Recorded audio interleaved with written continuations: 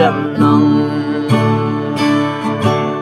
nắng ngô nhoi chi về xây quăng ấy đầm đà nắng chiêng bao tràng về xây mẹ hậu đầm đà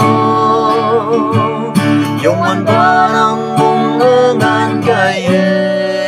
về xây mẹ ôm đầm đà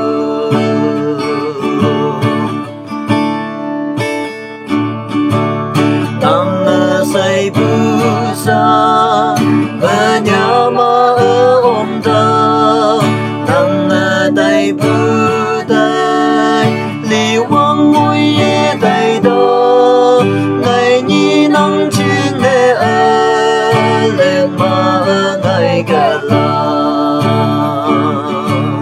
nắng ngô nhoi chi ở say quang ngày đầm đà nắng chiêng bao tràng ở xây mẹ hậu đầm đà dùng anh ba nắng mùng ở ngàn cây ở xây mẹ ôm đầm đà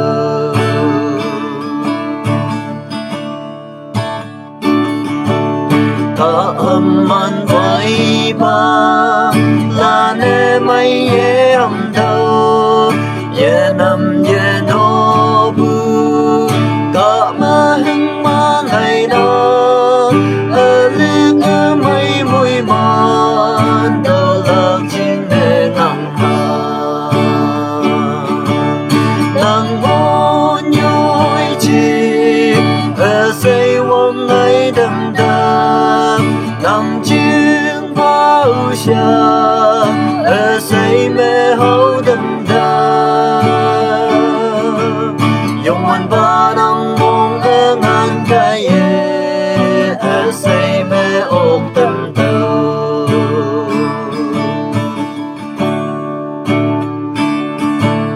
cả quăng cả sao mà